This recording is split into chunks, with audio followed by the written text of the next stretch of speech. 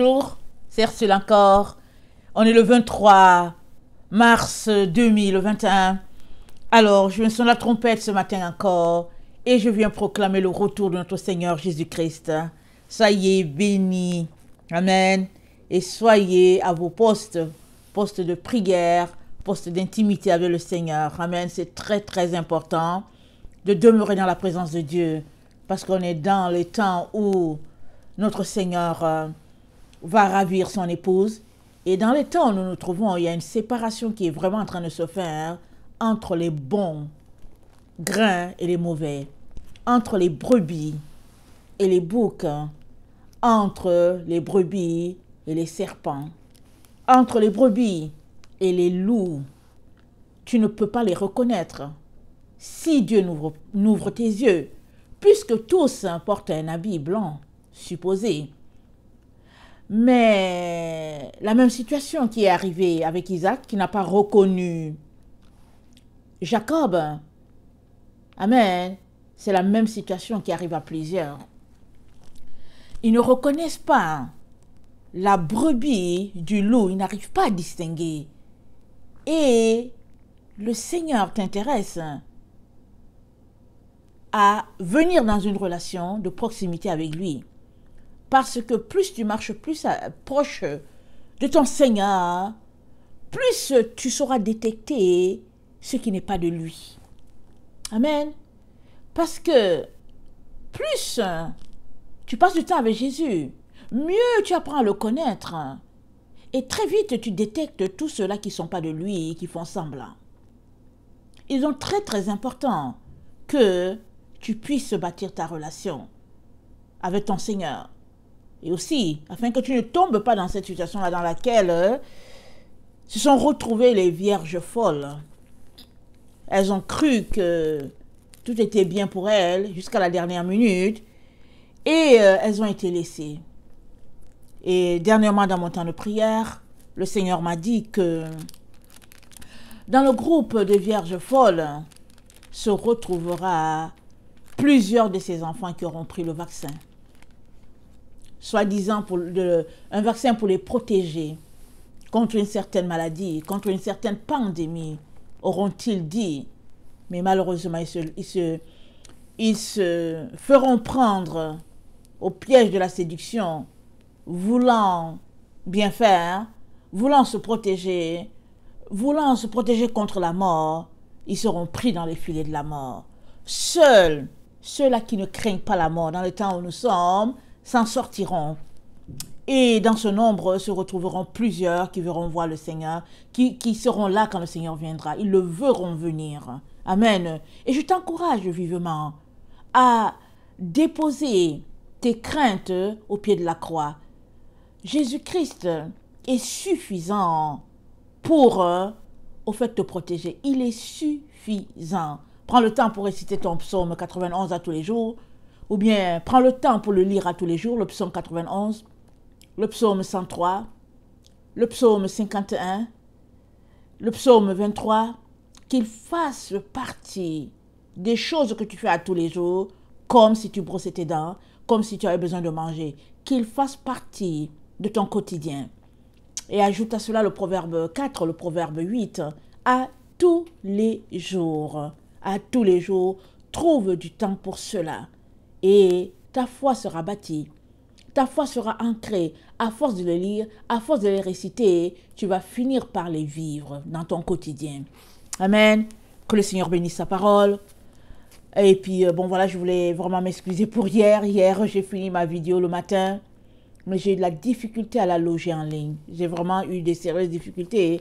Et finalement, autour de 21h ou 22h, par la grâce de Dieu, alors, avec l'aide, amen, de certaines personnes, amen, et puis la vidéo a pu se mettre en ligne.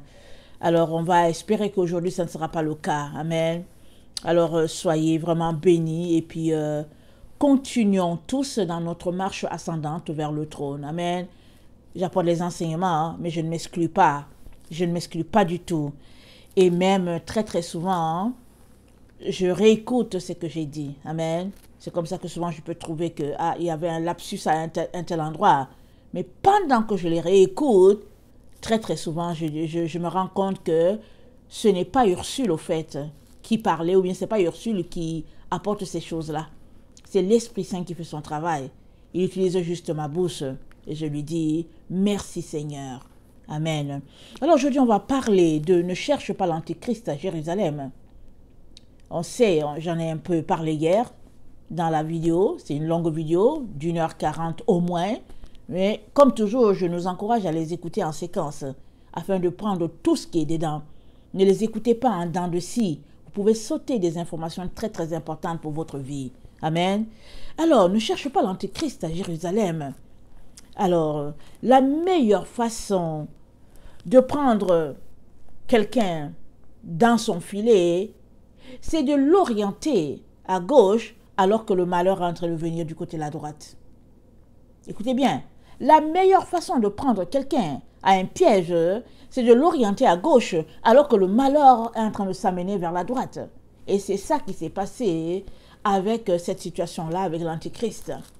Alors, il y a eu des spécialistes de la parole, ils ont apporté des commentaires, pardon, ils ont produit des commentaires, et puis on doit aussi reconnaître que aujourd'hui nous sommes au XXIe siècle, il y a plus de révélations, par exemple, qu'au XVIIIe ou au XIXe, peu importe.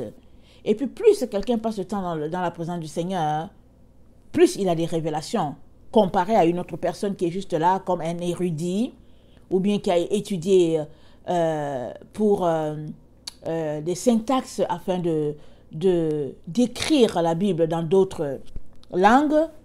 Alors, comparé à une telle personne, la personne qui passe le temps à méditer dans la présence de Dieu a plus de révélations que l'autre qui est là juste pour traduire la Bible d'une langue à l'autre. Alors, généralement, hein, ceux qui ont traduit, ils la traduisent, ils l'écrivent comme ils l'ont compris. Dieu merci, s'ils ont avec un esprit, ils ne voulaient pas faire des erreurs, mais l'erreur s'est glissée. Dieu merci. Mais il y a d'autres aussi qui le font intentionnellement, d'enlever un mot, et puis ça change tout le sens. Alors il y a d'autres aussi qui le font comme ça. Et il y en a aussi d'autres, peut-être qu'ils avaient les moyens financiers, ils ont produit des commentaires bibliques. Et puis la meilleure façon de rendre un peuple uniforme, c'est de lui donner le même type d'enseignement. Alors, les gens vont dans les écoles bibliques, alors ils ont un enseignement biblique. Ça diffère juste un peu. Ce sera le même enseignement avec un bémol que, bon, voilà, chez les baptistes, ça se passe comme ça, chez les pentecôtistes, c'est comme ça, et puis chez les gens de l'Alliance, c'est comme ça, et puis il y a toujours un bémol par rapport à une doctrine donnée. Mais entre vous et moi, a-t-on besoin d'une autre doctrine? Nous sommes les enfants de Dieu, amen, et nous avons été taillés à un rocher, à un roc qui n'est autre que Jésus-Christ. On ne peut pas avoir un autre rocher. Jésus-Christ est notre rocher. Il est le rocher. Amen. D'où nous tirons notre eau. Il est ce rocher-là que, quand Dieu a dit à Moïse de frapper le roc parce que Israël avait soif, quand Moïse l'a frappé avec colère, Dieu n'était pas content de Moïse. L'eau est sortie de là. C'est de ce rocher-là. Ce rocher-là, nous le trouvons encore dans Apocalypse 22. L'eau qui coule, amen, du trône de Dieu. Une eau pure, une eau limpide. Cette eau-là, tu ne peux l'avoir que si tu es connecté à la véritable doctrine de Christ. Sinon, tu ne peux pas l'avoir. Tu peux juste être dans le leurre. Tu peux juste marcher dimanche après dimanche, aller t'asseoir à quelque part et recevoir des enseignements avariés. Et tu le feras te disant que tu es dans la vérité, alors que non. Tu seras complètement dans la vérité le jour où tu décideras toi-même de prendre la Bible, de l'étudier par toi-même. Quand tu réaliseras que c'est une affaire de vie ou de mort. Et où est la vie ou la mort? Il s'agit de ta vie ou bien de ta mort spirituelle, c'est de ça qu'il est question. La Bible dit que sert-il à un homme de gagner le monde entier s'il perdait son âme? Ton âme sera-t-elle sauvée ou périra-t-elle? dans l'illusion dans laquelle sont maintenus les enfants de Dieu? Ça, c'est une bonne question pour toi. Ton âme sera-t-elle sauvée? Ou es-tu tout simplement de ceux-là qui sont dans le leur, qui marchent jour après jour dans le leur, dimanche après dimanche dans le leur, et qui refusent autre compréhension, qui refusent tout simplement de se tourner vers autre chose? Je t'encourage à te questionner, à aller voir Dieu pour lui demander, Dieu mon Père, est-ce que mon nom est dans ton livre de vie?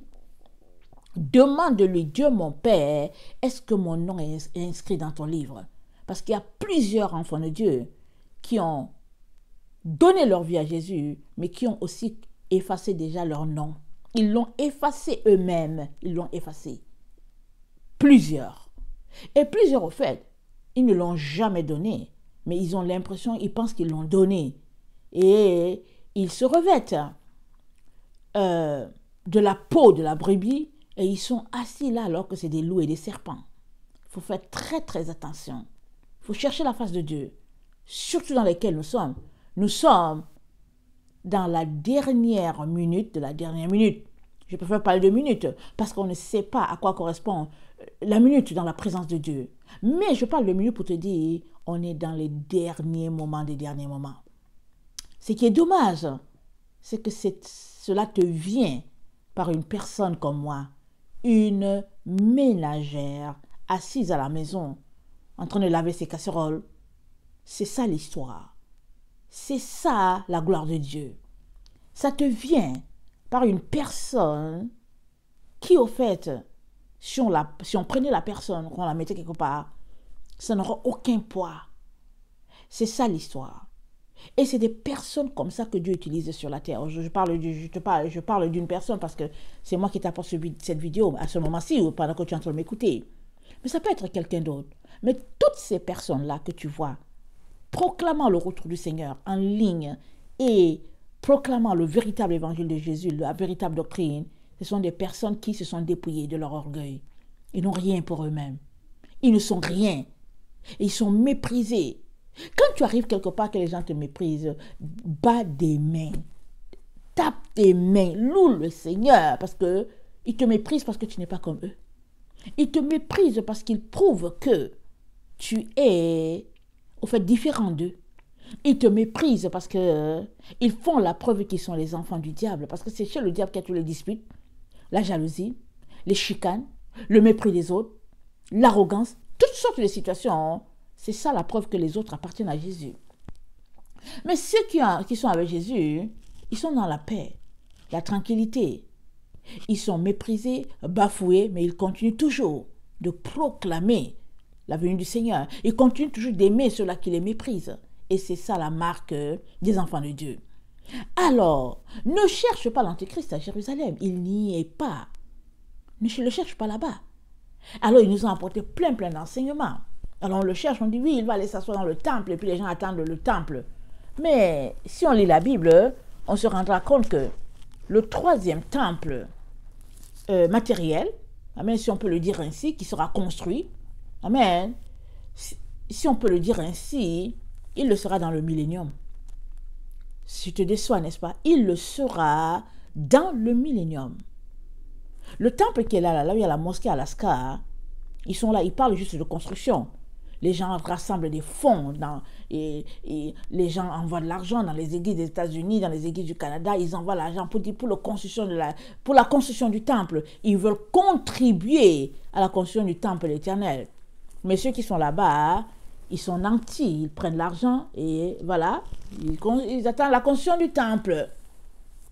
Alors, comme me l'a dit le Seigneur, est-ce que ce sont ces mains impures-là qui vont bâtir mon temple?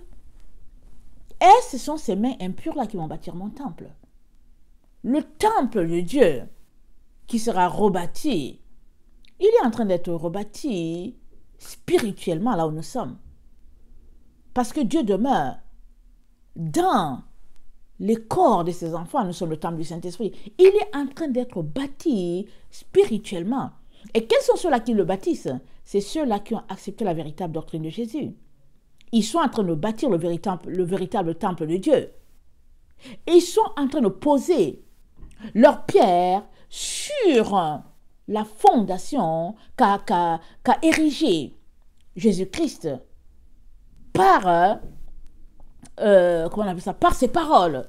Et le fait qu'il a perpétué son enseignement en déléguant ses disciples. Et cet enseignement-là, ça a eu le temps de disparaître un peu, alors d'être enterré, si on peut le dire, parce que l'être humain a voulu répandre un enseignement universel sur la terre, un enseignement corrompu par les pensées romaines, etc. Mais la véritable Église de Jésus-Christ, elle n'a jamais péri.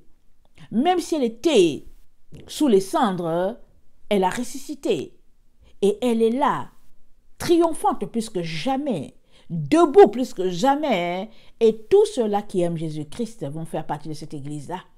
Et c'est cette église-là qui sera enlevée. C'est cette église-là.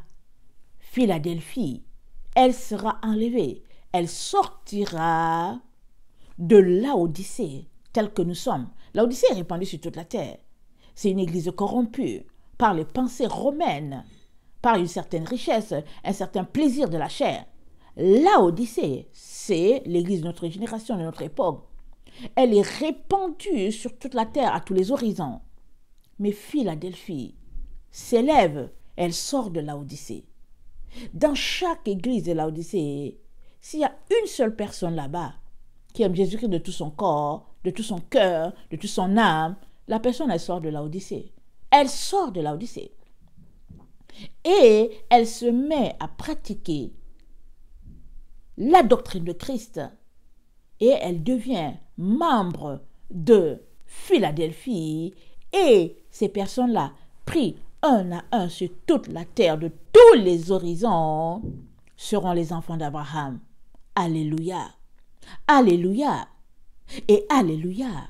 J'espère que tu fais partie de ce groupe-là. Ils n'ont peur de rien. Ça dit qu'ils ne craignent personne. Bafoués, ils continuent leur marche parce qu'ils savent que leur royaume n'est pas dans ce système-ci. Ils appartiennent à la Sion. À la Sion. Les enfants de Dieu. Et je prie que vraiment tu puisses te réveiller. Alors, ils nous ont dit que l'Antichrist va s'asseoir donc à Jérusalem. Alors tout le monde attend ce temple-là. Alors, sors de cette pensée. Tourne ton focus ailleurs. Tourne-le au niveau de ton cœur. Et pose-toi la question, à savoir, si Jésus-Christ est dans ton cœur ou pas. S'il est bien établi. Est-ce qu'il est bien ancré en toi? Parce que s'il est ancré en toi, tu verras peut-être l'Antichrist. Tu connecteras à la personne peut-être. Tu réaliseras que, hey, voici la personne qui est là. Mais il n'aura aucun pouvoir sur toi. Parce que Christ est en toi. Il est hanté. Parce qu'il est le contraire de Christ. C'est pourquoi il est antichrist. Amen. Il est hanté parce qu'il est contraire. Au début, ça disait l'antéchrist, celui qui vient avant. Anté, dans le grec, c'est anté, celui qui vient avant Christ. Et après, ça a évolué, c'est devenu anti finalement. C'est devenu anti parce qu'il est contre Christ. Alors, Hébreux 8, le verset 10 nous dit ceci. Hébreux 8, le verset 10 nous dit ceci.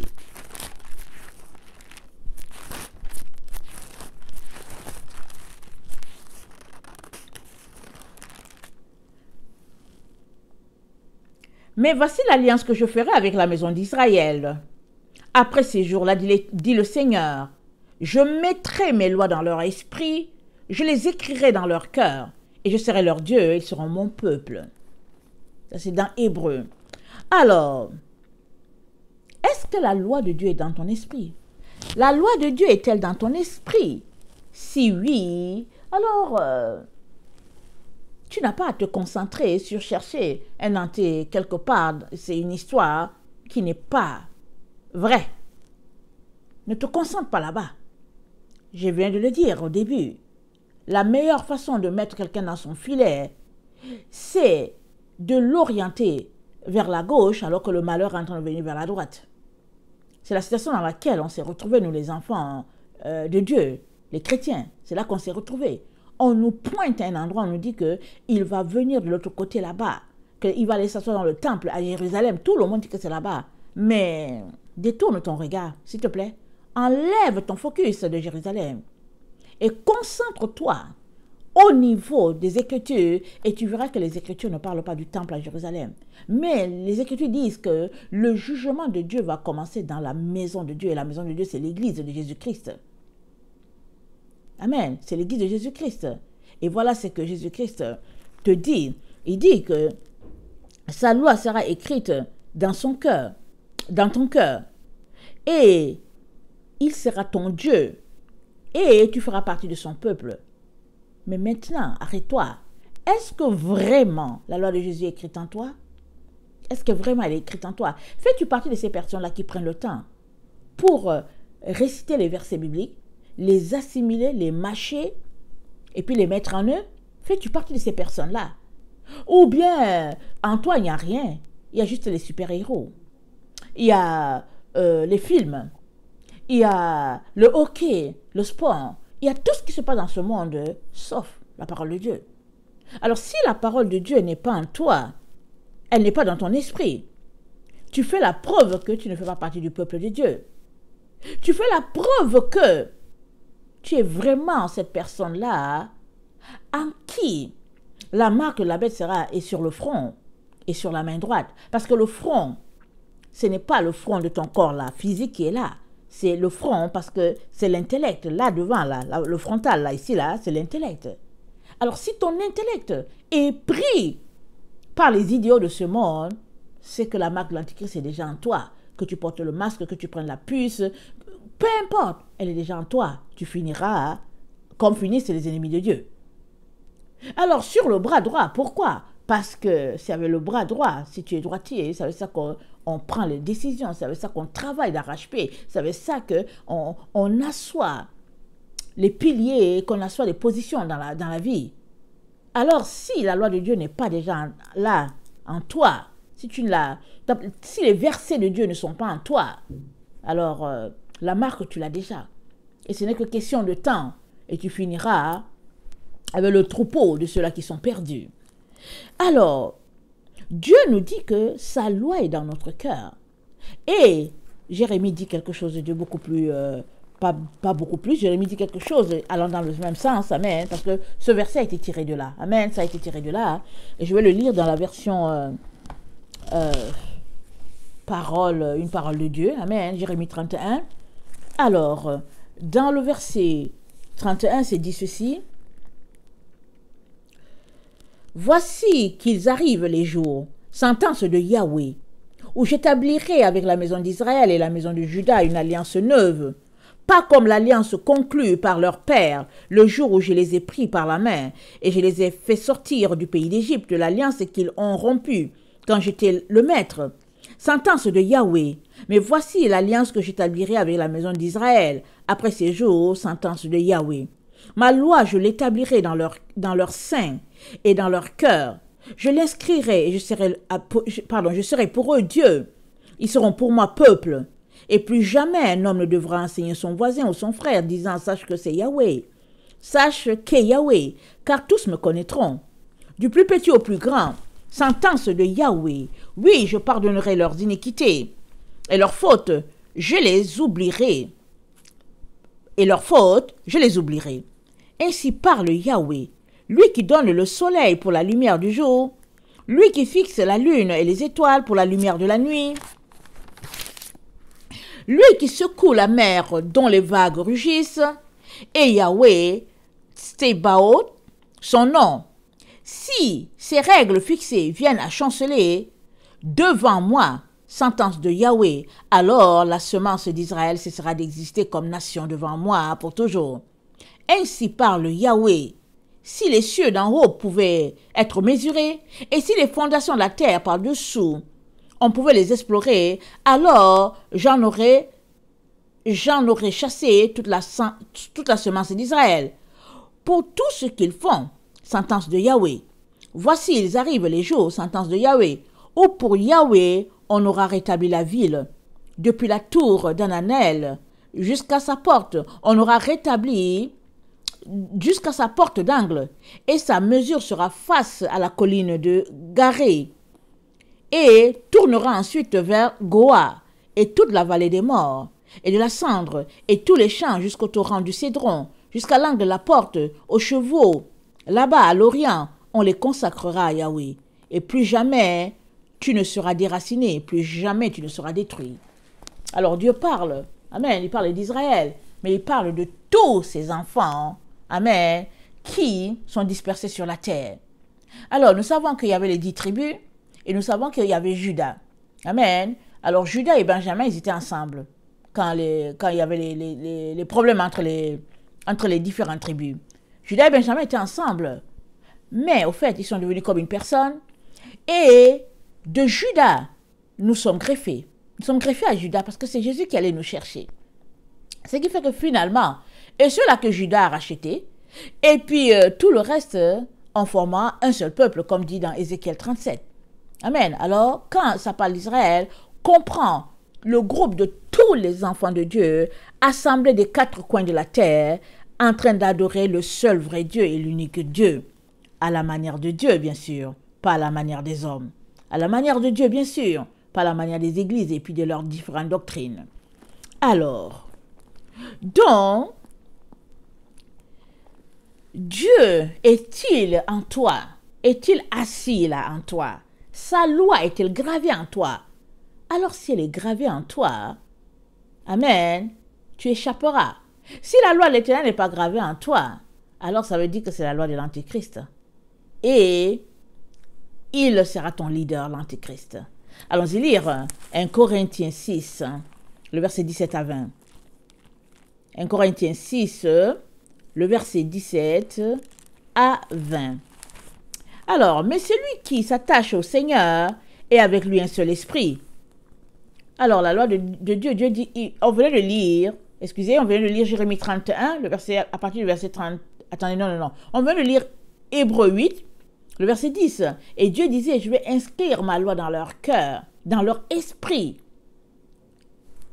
et je l'inscrirai dans leur cœur, et, attendez, il faut toujours bien citer, parce que c'est très important, chaque mot, chaque parole, la façon que c'est écrit, ça donne beaucoup de sens. Amen. Alors, Hébreux 8, le verset 10, ça dit, je mettrai mes lois dans leur esprit. Il va mettre sa loi dans... Ça dit qu'il va downloader sa loi dans ton esprit. Alors, 1 Corinthiens 6, le verset 17 dit, mais celui qui s'attache au Seigneur est avec lui un seul esprit. C'est confondu. C'est-à-dire que Jésus est venu et il a downloadé sa loi dans ton esprit, si bien que ton esprit n'existe plus. Ton esprit est devenu confondu à l'esprit de Jésus parce que tu marches par l'esprit de Dieu. Tu es enfant de Dieu. Tu es dirigé par le Saint-Esprit. Alors, c'est downloadé là, c'est assis en toi. Au moment où souvent la chair veut refaire surface, non, parce que tu marches tous les jours proche de lui, l'Esprit de Dieu continue de régner en toi. Mais il règne dans la douceur, il règne dans l'amour, il règne de manière à t'aider à demeurer attaché à Christ, comme sont attachées 2 personnes qui sont mariées ensemble comme une seule chair. Amen. Alors, ça dit donc, fuyez l'impudicité. Quelque autre péché qu'un homme commette, ce péché est hors du corps. Mais celui qui se livre à l'impudicité pêche contre son propre corps. Alors, souvent on dit, oh non, mais c'est pas important, tant que ça, l'extérieur. Si Jésus est dans le cœur, c'est le plus important, c'est ça la sainteté. Mais ici, là, ça nous montre bien que, pour Dieu, l'intérieur est aussi important que l'extérieur. Sinon, Paul n'aurait pas pris l'exemple ici en disant de fuir l'impudicité. Même si ici c'est l'impudicité, comment on appelle ça là?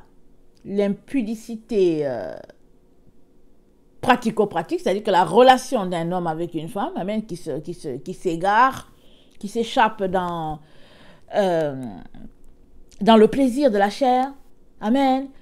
Ça, c'est... Paul ici parle de cette impudicité-là. Mais l'impudicité spirituelle, c'est le fait que tu t'attaches à un autre Dieu. Ça, c'est l'impudicité spirituelle. C'est de cette impudicité-là que Paul est en train de nous mettre en garde. Parce que une fois que tu es attaché à un autre Dieu, ou bien que tu as un autre Jésus, qui en réalité n'est pas le vrai Jésus, tu es impudique. Alors il dit, fuyez l'impudicité. Alors s'il est vrai que nous devons fuir l'impudicité, c'est-à-dire que de corps à corps avec quelqu'un, mais mieux, il nous dit de fuir le fait de s'attacher à un autre Dieu. Il dit de fuir. Alors, il dit ce péché est hors du corps. Mais celui qui se livre à l'impudicité pêche contre son propre corps. Ne savez-vous pas que votre corps est le temple du Saint-Esprit, qui est en vous, et que vous avez reçu de Dieu, et que vous ne vous appartenez point vous-même. Vous ne vous appartenez point vous-même. Vous appartenez à Christ. Et car vous avez été rachetés à un grand prix, glorifiez donc Dieu dans votre corps et dans votre esprit qui appartient à Dieu. Corps et esprit appartiennent à Dieu. Alors, à tout un chacun de s'organiser pour que dans notre esprit soit downloadé, amen, l'esprit de Dieu, complètement, mais aussi que notre corps soit conforme à ce que Dieu attend de nous, habillement, parure, sainteté extérieure, très important. Très important. Parce que si on a l'impression que le corps, c'est pas tellement si grave, Dieu nous dit ici que c'est grave. Il dit que pour lui, c'est tout. Dieu, il prend tout. Tout. Il prend tout. En ce sens-là, tu vas dire, oui, tu es son enfant pleinement. Mais s'il peut régner sur toi, juste au niveau de l'esprit, par exemple, que bon, voilà, parce que si tu dis que tu appartiens à Christ et que ton corps, il est perverti, dans le fond, ça veut dire que l'Esprit de Dieu n'est pas roi en toi pleinement. Or, il doit être roi en nous sur toutes les formes. Alors, si donc Christ ne règne pas en toi, esprit et corps, ça veut dire que c'est l'antichrist qui règne en toi déjà. Écoute-moi bien. Si Christ ne règne pas en toi, âme, corps et esprit, ça veut dire que c'est l'antichrist qui règne. Parce que c'est un esprit qui était déjà à l'œuvre depuis le temps des apôtres et qui maintenant est d'actualité dans notre temps. Et l'esprit de l'antichrist n'est autre que l'esprit de Satan lui-même. Alors c'est d'esprit à esprit que le combat se passe. Il y a l'esprit de Christ et il y a l'esprit de l'antichrist. Les deux esprits sont en combat. Vraiment, ils sont en combat. Et l'un va l'emporter sur l'autre. Alléluia. Et Apocalypse 12, le verset 7 nous dit que c'est l'esprit de Christ qui l'emportera sur l'esprit de l'antichrist. Pourquoi? Parce qu'on est dans le temps de la consommation des péchés. Le temps où vraiment Dieu est en train de créer de nouveaux cieux et de nouvelles terres. Et pour que cela puisse se faire, ça va commencer avec les enfants de lumière qui auront remporté le combat et qui auront balayé dans les ténèbres les enfants des ténèbres. C'est ça le combat qui se passe. Souvent on a l'impression que bon, il n'y a pas un combat. Le combat, il bat son plein. Chaque action que tu poses te rapproche soit de la lumière, soit des ténèbres. Chaque action que tu poses. Alors si tu es conscient que le combat, il est si intense, alors tu feras toujours tout pour ne jamais pencher du côté des ténèbres, mais tu feras tout pour pencher du côté de la lumière. Alors, si ton corps n'est donc pas le temple de Christ, il est le temple de l'antichrist. 1 Jean 2, le verset 18. 1 Jean 2, le verset 18, ça dit ceci.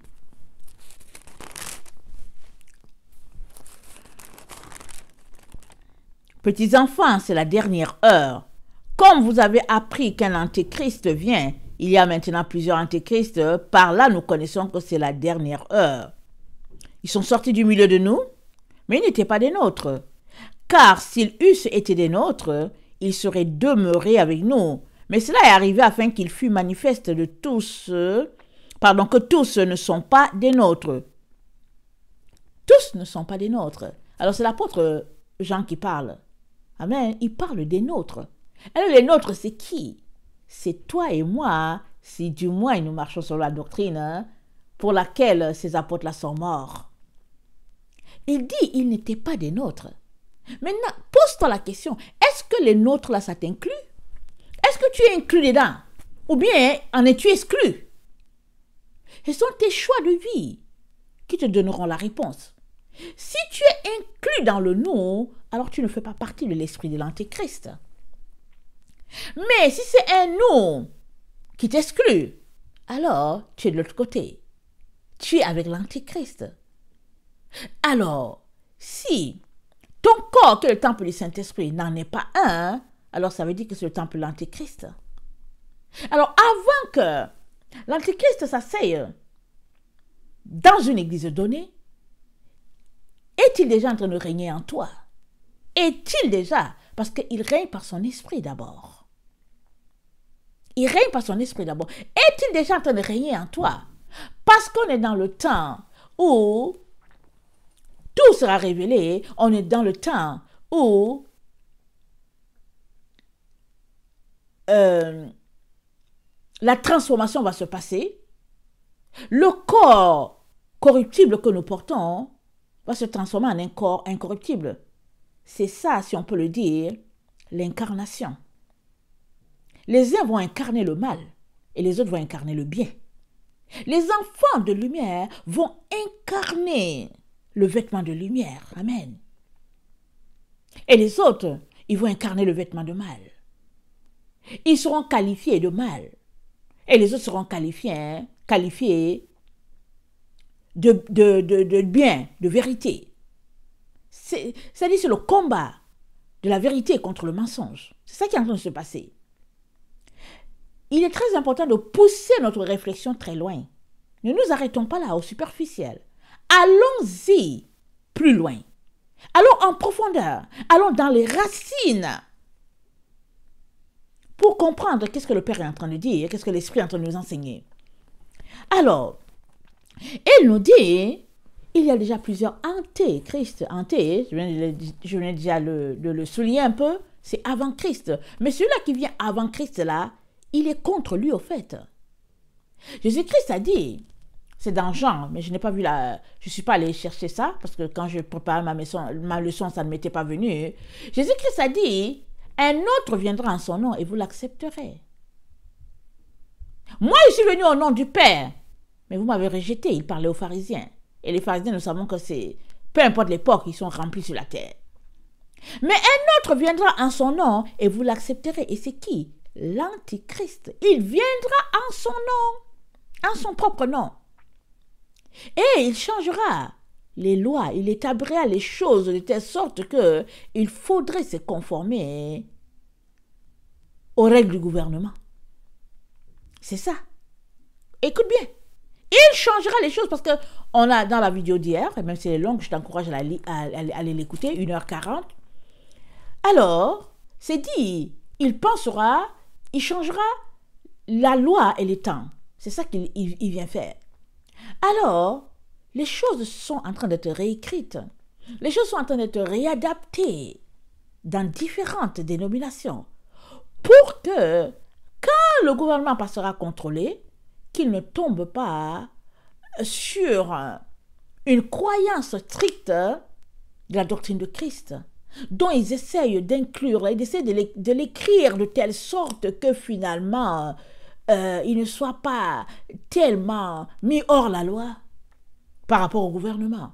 Ils n'ont pas de problème à se retrouver hors la loi par rapport à Dieu. Mais par rapport au gouvernement, ils essayent d'adapter des choses pour que cela puisse correspondre aux attentes des différents gouvernements. Et comme nous savons que finalement c'est un seul gouvernement, le nouvel ordre mondial, alors les gens essaient de s'adapter. Sinon, comment comprendre que des enfants de Dieu avec une tête bien réfléchie là, ils puissent s'asseoir avec le masque assis et ils disent qu'ils adorent Dieu? Comment le comprendre? Comment le comprendre? Dieu, le créateur de l'univers, Ils sont assis avec leur masque et ils disent qu'ils adorent Dieu. C'est grave. Mais ils sont tellement convaincus qu'ils sont dans la vérité. Ils sont tellement convaincus de leur affaire que tu dis, Seigneur, c'est pas possible. Qu'est-ce qui est arrivé, Seigneur? Seigneur, qu'est-ce qui se passe, Seigneur? Mais, est-ce que c'est déjà l'égarement de tes enfants? Qu'ils ne puissent même pas s'arrêter pour dire, non, Seigneur, c'est pas normal. Mais eux, ils fonctionnent dans une certaine normalité, mais par rapport au gouvernement de ce monde. Alors, il dit, notre apôtre Jean, il dit, comme vous avez appris qu'il y a un antéchrist qui vient, il y a maintenant plusieurs antéchrists, par là nous connaissons que c'est la dernière heure. Ils sont sortis du milieu de nous, mais ils n'étaient pas des nôtres. Soit tu es du côté des apôtres, soit tu ne l'es pas. C'est pourquoi, dès le départ, j'ai mentionné le fait que Philadelphie, l'église de Philadelphie, elle sera le type de l'église des apôtres.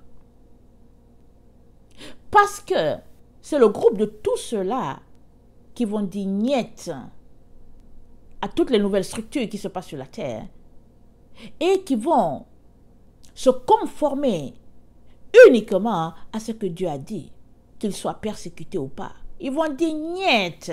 On n'entre pas dans cette structure-là. Donc, Philadelphie va sortir de Laodicée. Elle va s'élever et elle formera l'église triomphante. L'église à la Nouvelle Jérusalem, c'est Philadelphie.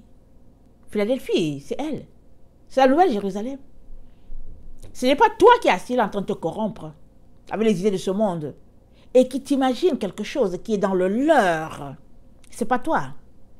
C'est pas toi qui es dans le leur de vouloir continuer de fonctionner avec le système, même si tu dois corrompre ton corps en prenant un liquide, en le souillant. Tu ne fais pas partie de la Nouvelle Jérusalem. Tu feras partie d'elle si tu triomphes, si tu tiens bon jusqu'à la fin, tu feras partie de la Nouvelle Jérusalem. Si tu sors de tous ceux-là qui veulent se conformer à ce monde et à ses valeurs, parce que l'Église, telle que établie dans ce monde aujourd'hui, elle est en fonction de la culture romaine, de l'esprit romain. Mais la véritable Église de Jésus-Christ, elle vient d'Abraham. Dieu dit, lui seul j'ai choisi. Il le dit. Je ne sais plus exactement dans quel passage, tu dois qu'à les taper. Lui seul j'ai choisi, Abraham. C'est Abraham, Dieu a choisi Abraham. Et il a dit, tu seras le père de plusieurs nations. Et il a choisi Abraham. Et nous avons reçu la parole par les descendants d'Abraham. Les apôtres, Jésus-Christ, il est venu par là. Et puis c'est vrai qu'il est Dieu, mais il est passé par là. Il est venu par là. Il n'est pas venu par une autre tribu. Il est venu par Israël. Et tous les apôtres, là, les 12 là, ils ont fait partie de la tribu. Les 12 tribus, les descendants de Jacob. La Bible là que nous avons là, les lois, l'Ancien Testament, le Nouveau Testament, peu importe le type d'écriture sainte que nous avons, ça nous vient des Juifs. Ça ne vient pas des Romains, ça nous vient des Juifs. Ça nous vient d'Abraham, si on peut le dire ainsi. C'est pour cela qu'il peut être appelé notre Père si nous obéissons à ce que la Bible dit. Nous obéissons à ce que la parole de Dieu dit. Mais si nous démontrons par là que, au fait, dans le fond, on n'est pas très d'accord, alors on ne peut pas être son enfant. Abraham ne peut pas être appelé notre Père parce que lui, il a triomphé. Et il est parti, il ne savait même pas où il allait, avec sa tante, dans le désert. Il a vécu vraiment dans la galère, dans la misère. Et il attendait une patrie, nous dit Hébreu. Il attendait une patrie. Et ils ont espéré, et ils ne l'ont pas vu dans le physique. Mais ils savaient qu'il y a une patrie qui existe. Et si nous nous comportons comme ça, nous ferons partie de ce groupe-là. Nous allons tous nous retrouver et célébrer ensemble les noces de l'agneau. Mais si par contre, nous trouvons que c'est trop compliqué, et que nous voulons nous compromettre, alors, écoute bien, tu ne feras pas partie. C'est pas moi qui le dis, c'est écrit. Mais c'est mieux que tu le saches maintenant. Parce qu'il ne faut pas demeurer dans le leurre. J'ai entendu déjà des gens, des enfants de Dieu qui disent, oh, je ne sais pas s'il faut vraiment que j'aille prendre le vaccin ou pas. Bon, je suis en train de réfléchir. J'ai dit, what? Réfléchir? Réfléchir à quoi? Réfléchir à quoi? Tu es appelé à garder ton corps sain, intérieur comme extérieur. Alors tu réfléchis à quoi?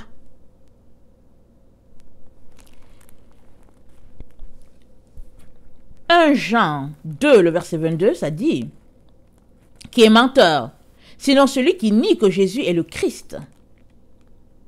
Qui est menteur, sinon celui qui nie que Jésus est le Christ. On peut aussi le mettre autrement. Qui est menteur, sinon celui qui nie que le Christ est Jésus. Mettons-le comme ça. Le Christ, c'est loin. Jésus-Christ, Jésus, celui qui est loin. Alors, qui est menteur? Sinon, celui-là qui le nie. Et qui entend le nier? C'est le diable. Et il va le nier dans la personne de l'Antichrist, parce que l'Antichrist va s'afficher devant tous. Amen. Montrant que c'est sa doctrine à lui que les gens devraient suivre. Pourquoi? Parce que il va partir de quelque part, d'un lieu, et il sera grand, finalement, sur toute la terre. C'est 3 personnes qui travaillent ensemble. Il fait partie du 4e royaume prophétisé par Daniel. Il va travailler avec les 10 orteils, les 10 cornes telles que prophétisées dans Daniel 7, à partir du verset 23. Amen. Attendez, je vais regarder rapidement. Je ne lis pas, mais je vous donne la référence. Parce qu'il faudrait que vous allez voir par vous-même. Parce que j'ai l'impression que ma leçon, elle ne sera pas, en tout cas, moins longue que celle d'hier. Attachez vos tucs. Alors, oui, c'est ça. C'est Daniel 7, à partir du verset 23. Amen. Jusqu'au verset 27. Donc, l'Antichrist, il va commencer petit. Il va poser des actions, un pas à la fois. Et finalement, le temps que les gens se rendent compte, il sera en train de travailler avec eux pour le compte du nouvel ordre mondial. Il sera grand, selon le monde. Mais quand il aura fini son travail, de mettre au pas tous les enfants de Dieu qui ne vont pas marcher selon sa doctrine à lui, il sera lié pendant 1000 ans avec le diable. Pourquoi est-ce qu'il sera lié? Parce qu'au fait, on est dans les temps où, comme je l'ai dit, on va vivre l'incarnation. Même si les gens nous ont enlevé ce mot-là, et que ce n'est trouvé nulle part, c'est l'incarnation qui se passe. Parce qu'on dit quoi? Christ est incarné. Christ est Dieu incarné. Ça veut dire quoi? Ça veut dire que Dieu, amen, notre Dieu, est venu, il a vivre sur la terre comme un homme, alors qu'il est Dieu. Alors, dans les temps là où nous sommes, puisque c'est la fin de toutes choses, tous ceux-là qui auront accepté la doctrine de Christ et qui auront marché soumettant leur corps vont se retrouver à recevoir ce même esprit-là en quantité, de telle sorte que finalement, leur corps corruptible sera transformé en incorruptible, comme ils vont se retrouver comme Adam et Ève au jardin d'Éden avant qu'ils pêchent. Alors, le diable va s'incarner en une personne. C'est l'Antichrist. Il ne va pas commencer tout de suite là comme ça. On va dire, oh, tout le monde va dire, oh, voici le diable fion. Non, non, non. Ils ne vont pas voir ça comme ça. Dieu est bon, il est merveilleux. Puisqu'ils n'ont pas reçu l'amour de la vérité qui les aurait sauvés, alors qu'est-ce que Dieu fait? Alors, il permet tout simplement qu'ils ne puissent pas reconnaître leurs erreurs. Et ils demeurent dans le péché. Et ils seront contents d'être conformes finalement au gouvernement. Ils vont essayer d'adapter les choses pour se satisfaire eux-mêmes, pour continuer leurs clubs sociaux, leurs voyages et tout et tout. Le temps qu'ils se rendent compte qu'au fait, ils se sont fait avoir, l'enlèvement va se passer. Et ils vont se retrouver nez à nez avec leur erreur. Mais trop tard, on ne peut pas retourner en arrière. Alors, 1 Jean 2, le verset 22, ça dit, le verset 23, « Quiconque nie le Fils n'a pas non plus le Père. Quiconque confesse le Fils a aussi le Père. » Quiconque nie le Fils n'a pas le Père. Tu peux nier le Fils par ta bouche en disant que oui, Jésus n'est pas Fils de Dieu. Mais tu peux aussi le nier par tes actions. Tu refuses sa doctrine, tu la balayes, tu la laisses de côté. Tu essayes de trouver un juste milieu pour ta satisfaction charnelle. C'est parce que souvent, on ignore cet aspect-là. On pense tout simplement que parce que quelqu'un lève les mains pour dire « Oh, Jésus, je t'aime et tout », on pense qu'il est avec Christ. Mais est-ce que son cœur est avec Christ? Jésus a dit « Ce n'est pas tous ceux-là qui m'appellent Seigneur, Seigneur qui auront part au royaume de Dieu. » Matthieu 6 ou 7. Attendez.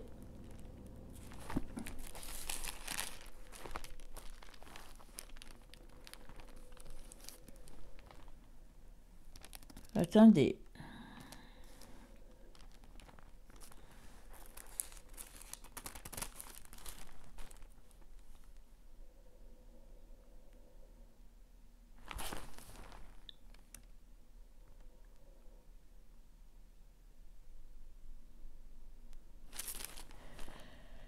Gardez-vous des faux prophètes. Ils viennent à vous en vêtements de brebis, mais au-dedans, ce sont des loups ravisseurs.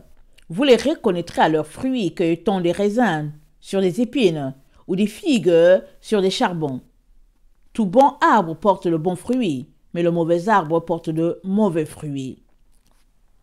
Ceux qui me disent « Seigneur, Seigneur », le verset 21, je suis dans Matthieu 7, ceux qui me disent « Seigneur, Seigneur » n'entreront pas tous dans le royaume de Dieu, mais celui-là seul qui fait la volonté de mon Père qui est dans les cieux.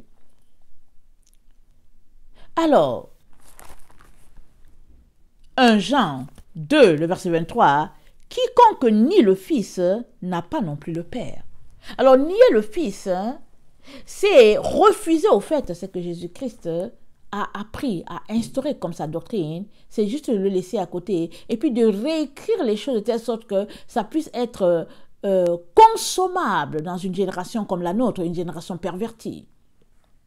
Une génération portée vers la chair, une génération sans foi ni loi, une génération micro-ondes qui aime juste le superficiel et puis les bêtises, excusez-moi le terme. Voilà, on essaie de conformer les choses. On prend un peu ce que Jésus-Christ a dit et puis on essaie de le diluer et puis on ajoute autre chose. Et puis finalement, quand les gens viennent, ils regardent, ils disent que oh oui, c'est pas si grave. Oui, ça peut m'arranger et puis tout. Mais Jésus n'a jamais commandé qu'on vienne à lui, hein. Il n'a jamais commandé Jésus. Il a dit, si quelqu'un veut venir après moi, qu'il renonce à lui-même. As-tu renoncé à toi? Si tu n'as pas renoncé, ou bien si tu n'es pas prêt à renoncer à toi, continue ton chemin. Ne te fatigue pas. Alors il te dit, renonce à toi. Deuxième élément, hein, il dit, prends ta croix. Alors c'est quoi ta croix? C'est toutes ces difficultés-là que tu as si tu marches avec Jésus. C'est ta croix. Et c'est ta croix qui va te sanctifier. Parce que si tu prends ta croix, tu vas partout avec ta croix, elle va t'aider à te purifier, puisque tu veux arriver là où Jésus est. Parce que Jésus, lui, il a porté la sienne. Alors maintenant, quand tu auras fait ces deux choses-là, renoncer à toi, porter ta croix, il dit maintenant, suis-moi. Mais il y a plusieurs, ils le suivent. Il dit, Jésus, on te suit. Mais où est ta croix? Oh non, non, non, je veux le suivre comme ça. Mais as-tu renoncé à toi? Oh non, non, c'est pas grave, je le suis seulement. Mais ça ne marche pas. Si tu prends la vie de chaque apôtre, tu verras qu'ils ont renoncé à eux. Il y a même certains, tu te demandes, mais est-ce qu'ils sont... Parce qu'on avait l'impression qu'ils étaient tous célibataires. Mais on sait par exemple que Pierre était marié parce qu'on parle de sa belle-mère. Mais quand il a vécu avec Jésus, on dirait qu'ils n'étaient pas mariés. Ils suivaient Jésus. Ils ont renoncé à leur propre personne. Et finalement, quand tu marches proche avec Jésus, tu finis par comprendre pourquoi de ce groupe-là, un bon homme ne s'est pas marié. Parce que où tu suis Jésus, et puis tu es concentré corps et âme à cela, ou bien tu es dans les choses de la chair. Tu peux pas faire les deux. À moins que les deux soient deux personnes qui marchent sur le Seigneur, et puis qui aiment tellement le Seigneur qui sont vraiment proches de lui. Et puis, bon, voilà.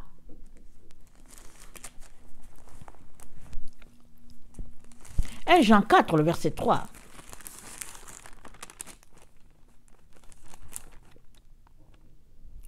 Et tout esprit qui ne confesse pas Jésus n'est pas de Dieu. C'est celui de l'Antéchrist, dont vous avez appris la venue et qui maintenant est déjà dans le monde. Tout esprit qui ne confesse pas Jésus n'est pas de Dieu.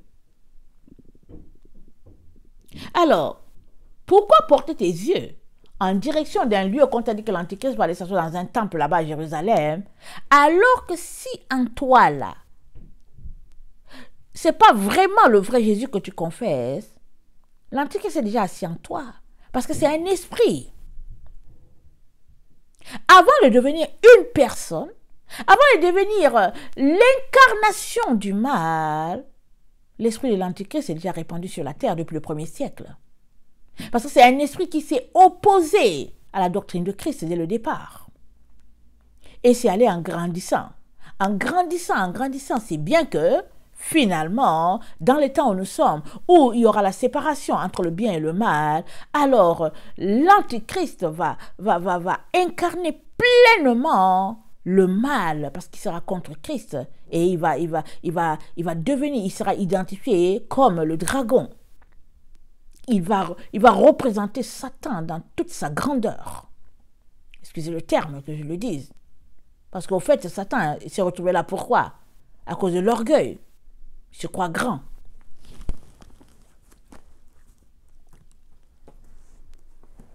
« 2 Jean 1, le verset 7. Car plusieurs séducteurs sont entrés dans le monde qui ne confessent point que Jésus-Christ est venu en chair. Celui qui est tel, c'est le séducteur et l'antichrist. Il y en a de leur temps, ils disent que Jésus n'est pas venu en chair. Nous, aujourd'hui, on sait qu'il est venu en chair, mais on refuse de mettre en pratique sa doctrine. On trouve qu'elle est trop difficile. On trouve que ce n'est pas adapté à notre siècle. On trouve que ça ne fait tout simplement pas. Mais qui t'a dit de le suivre? Personne ne te demande de le suivre, pas Jésus surtout, il ne te demande pas. Il te dit seulement que si tu veux le suivre là, arrête de juger sa doctrine. Il dit renonce à toi, prends ta croix et suis-le. Mais si ça ne fait pas ton affaire, il dit pas de problème, c'est ton choix, laisse.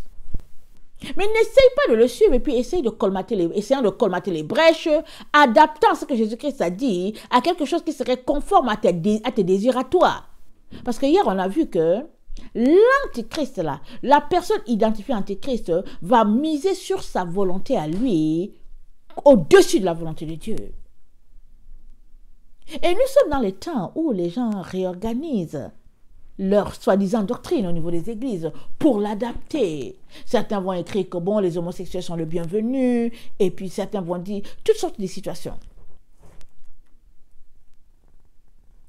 Je ne dis pas que les homosexuels, on les méprise, on les rejette, non. Je suis tout simplement en train de dire, ils réécrivent ça pour dire que bon, ok, voici, ça c'est vraiment une place pour eux. Et puis bon, ils peuvent faire ceci, cela, toutes les fonctions là que Dieu avait dit non, on les accepte à ce titre-là en disant qu'ils peuvent aussi le faire. Mais Dieu a bien établi sa loi, c'est pas compliqué. Retournons dans les enseignements, surtout dans Exode et Lévitique, tout est là décrit.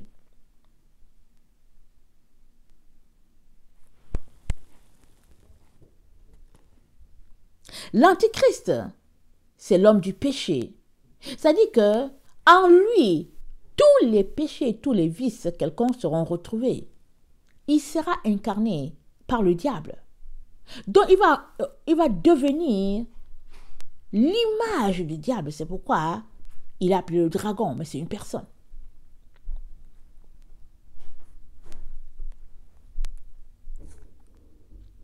Alors, l'antichrist va s'organiser pour que les choses soient changées, la doctrine de Christ soit changée, mais aussi l'adoration.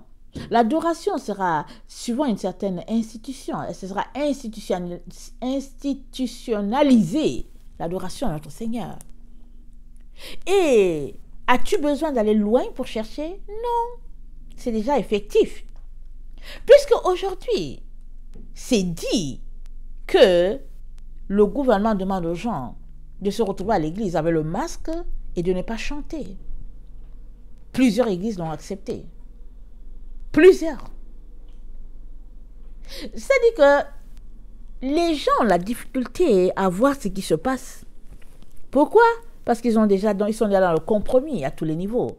Si tu as un compromis, si ton compromis est de la taille d'une petite aiguille, alors il est important que tu enlèves d'abord ce petit compromis-là pour qu'un autre ne vienne pas s'y ajouter. Mais si ton compromis est de la taille d'une petite aiguille et que cette aiguille-là, se retrouve enrobée, par exemple, dans du pain, on ne va pas forcément voir que l'aiguille est dans le pain. Et puis finalement, le pain, il devient enrobé, exemple, d'une belle décoration, d'une crème, d'un glaçage. Tu ne vois pas. Mais les choses ne font que grossir, mais tu ne vois pas. Tu ne sais pas que dans le pain, il y a une petite aiguille qui est là-dedans. C'est parce que le compromis est déjà là. Le compromis a déjà été mis là. Et on ne se rend pas compte. Et petit à petit, on s'éloigne de tout ce que Jésus a établi. Je prends l'image de la mer. Quand tu te retrouves dans la mer là, et que la marée est basse, que tu vas là-bas, si tu n'es pas de la zone, tu ne sauras pas forcément à quel moment l'eau va venir. Mais si tu ne fais pas très attention, surtout si tu vas à l'heure où la marée sera haute, exemple autour de 17h, 18h, et que tu dis non, je vais prendre une photo rapide, non, ça ne sera pas long. Si tu t'amuses, tu vas te retrouver carrément noyé ou englouti. Parce que tu ne sais pas ce qui se passe et petit à petit, l'eau vient. Et le temps que tu te rends compte, l'eau est au niveau de ta poitrine. Et surtout s'il y a un vent et que les vagues sont contraires, c'est fini. Tu es parti. C'est ça qui se passe avec plusieurs aujourd'hui. Ils ont accepté les compromis de ce monde. Ils ont refusé de se repentir. Ils ont refusé de retourner à la vérité parce qu'ils trouvaient que c'était exagéré. Et même quand Dieu a appelé et tout, ils ont trouvé que c'est du n'importe quoi. Ils n'ont pas le temps pour cela. Parce que personne ne dira que Dieu ne l'a pas averti, bien Dieu ne l'a pas aidé, personne. Et Dieu étant un père, souvent sa chicote, elle est pénible. Souvent c'est juste dans les paroles, c'est tout. Souvent c'est juste dans les rêves, les visions, c'est tout. C'est pas autre chose. C'est comme ça qu'il nous chicote. Tu vas t'arrêter là, tu vas te tordre la tête pour dire mais c'est pas possible, mais c'est quoi ce rêve-là, c'est quoi cette histoire? Tu vas te fâcher. Mais si tu es quelqu'un qui cherche Dieu, tu viens avec un cœur humble, il va te parler.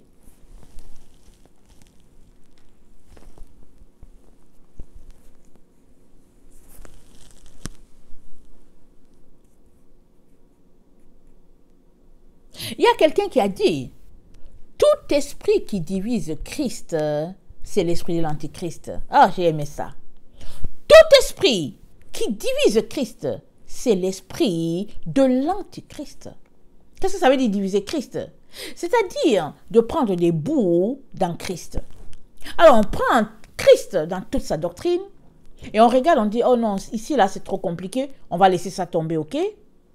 On s'entend, on laisse ça tomber. Alors on dit, qu'est-ce que tu penses de ça? On dit, ok, oui, ça on peut le prendre parce que bon, tout le monde peut se retrouver là-dedans. Et puis bon, voilà, les bouddhistes et tout, oui, ça peut aller. On garde celui-là dans notre sac. Et puis on finit par couper, on jette une bonne partie. Et finalement, on a un semblant de Christ qui en fait ressemble au Christ qui est venu sur la terre, mais en réalité n'a rien à voir avec lui. On a réécrit ce que le Seigneur a demandé, ce que le Seigneur a instauré, on l'a réécrit. Mais on peut tromper juste que ceux qui sont séduits. Les vrais enfants de Dieu ne sont jamais séduits par les faussetés. Jamais ça ne les séduit pas. Si du moins ils sont là, ils ne savent pas, ils vont se dire, je ne sais pas, mais il y a quelque chose qui ne va pas, mais je n'arrive pas à mettre les doigts, je n'arrive pas à mettre le doigt sur la chose. Ça, c'est un enfant de Dieu. Tu peux pas séduire un véritable enfant de Dieu. Et s'il est séduit qu'il ne sait pas, Dieu va lui parler. Dans une parole, dans un songe, dans un rêve, Dieu va lui dire, enlève tes pieds, fuis. Jambe à ton cou, fuis. C'est ça que Dieu va lui dire. Allez, fuis, fuis de cet endroit où tu es. Tu seras englouti.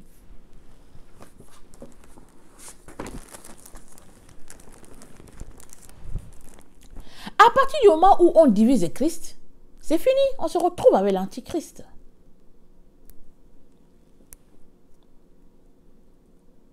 L'individu, l'Antichrist, va déprécier les principes qui font de la doctrine de notre Seigneur Jésus. Il va déprécier tout cela. Ce sera quelque chose de commun. Ce sera quelque chose d'accessible à tous. Et les gens vont applaudir, les gens seront contents, ils vont dire, ah, enfin, vraiment, c'est bien fait là, c'est bien, oh oui, oui, oui, oui. Pourquoi? Parce qu'ils veulent satisfaire la chair. Parce qu'ils n'ont jamais aimé la personne de Jésus en réalité. Ils n'ont aimé que leur propre chair. Mais, sachant que la mort était de l'autre côté, ils sont donc venus faire un compromis, se mettant au milieu. Essayant d'adapter les choses. Mais qui est l'église qui est au milieu? C'est Laodicée. Elle est bien en plein milieu, Laodicée. Elle est dans la richesse de ce monde. Jésus la qualifie de pauvre. Elle est nue, dans la nudité de ce monde, les habits dépravés et tout. Mais elle pense qu'elle est vêtue. Et finalement, elle pense se voir, alors que Jésus lui dit qu'elle est aveugle. Et Jésus a dit aux pharisiens, il dit, si du moins vous étiez aveugle, vous n'aurez pas de péché. Mais parce que vous dites que vous voyez, alors votre péché demeure. Alors c'est ça, l'Antichrist dit qu'il voit. Alors il dit qu'il connaît. Alors il va se retrouver à réécrire les choses que Dieu a établies. Bon, je suis en train de me demander qu'est-ce qu'il faudrait que je continue de faire. Alors, on va terminer avec Jérémie 6,16. Amen. Et je vais apporter l'autre partie. Amen. Parce qu'il me reste quand même une bonne partie dans ma leçon d'aujourd'hui. Alors, Jérémie 6, le verset 16. La meilleure façon de ne pas se laisser prendre dans son piège. Et je vais finir avec cela. Jérémie 6, le verset 16. Ça dit ceci. Jérémie 6, le verset 16. Ainsi parle l'Éternel. Placez-vous sur les chemins. Regardez et demandez quels sont les anciens sentiers. Quelle est la bonne voie? Marchez-y et vous trouverez le repos de vos âmes. Mais ils répondent, nous n'y marcherons pas. Le Seigneur nous encourage à retourner sur l'ancien chemin. Il nous demande de marcher sur l'ancien chemin. C'est là que se trouve la vérité. L'ancien chemin, ça a été établi par notre Dieu. C'est la seule manière d'échapper à tout ce qui est sur le point d'arriver sur la terre. C'est la seule manière. Parce que si tu demeures dans la doctrine de Christ, et puis sa seule doctrine, lui-même va assurer ta protection. Il va assurer ta garde. De telle sorte que, quand l'ennemi voudra venir te détourner, il s'assurera que tu ne sortes pas de l'enclos par séduction. Il s'assurera. Mais c'est sur l'ancien chemin que tu le trouveras. Mais si tu es de ceux-là qui aiment modifier les choses, si tu es de ceux-là qui aiment les changements, qui aiment le modernisme, qui est fatigué de quelque chose, tu risques de te retrouver pris à ce piège-là. Regardez, souvent on trouve qu'on mange toujours la même chose. On dit, oh non, je suis fatigué. On mange toujours la même chose. Et puis on essaie autre chose. Finalement, l'autre chose qu'on essaie, c'est ça effectivement qui finit avec nous. C'est ça qui nous emporte. Israël, pendant 40 ans, a mangé de la manne et de la caille dans le désert. Et Israël s'est plaint. Écoutez bien. Israël s'est plaint dans le désert. Et pourtant, ils ont mangé la manne, ils ont mangé la caille, la nourriture du ciel. Et ils ont péri. C'est ça que la Bible nous dit dans Hébreu. Ils ont péri. Mangeant de la nourriture que les anges mangent, ils ont péri. Ça doit être une bonne leçon pour nous. Ça dit qu'on devrait s'arrêter et réaliser que le cœur humain, il est tortueux. Il se plaint toujours de quelque chose. Mais si tu es de ceux-là qui cherchent juste à plaire à ton Dieu, que le chemin soit ancien ou pas, ça change quoi à ta vie? Ce qui change à ta vie, c'est le fait que dans cet ancien chemin, tu seras transformé. C'est ça qui change ta vie. C'est le sentier où tu es. C'est là que ta vie sera transformée. Mais si tu es fatigué, tu dis non, je suis fatigué de cet ancien chemin, je veux autre chose, alors le Seigneur te dit, tu seras pris au piège de l'ennemi, de l'oiseleur. Parce que Dieu te garde pour que l'oiseleur ne te prenne pas à son filet. Et qui est l'oiseleur si ce n'est pas le diable? Psaume 91. Alors, je nous encourage tous à retourner sur l'ancien chemin comme a dit notre Père dans Jérémie 6, le verset 16. Amen. Que le Seigneur bénisse sa parole et qu'il nous donne de regarder à notre cœur, à l'intérieur de nous, pour savoir où le temple où l'Antichrist va s'asseoir. C'est pas là-bas. N'allons pas loin là-bas à droite. Non, non, non. Concentrons-nous sur nous et regardons là. Soyons centrés là à notre niveau. Et on pourra éviter les pièges que l'ennemi met devant nous. Que le Seigneur bénisse sa parole. Je vous aime beaucoup et Dieu davantage. Maranatha, Jésus revient. Amen et Amen.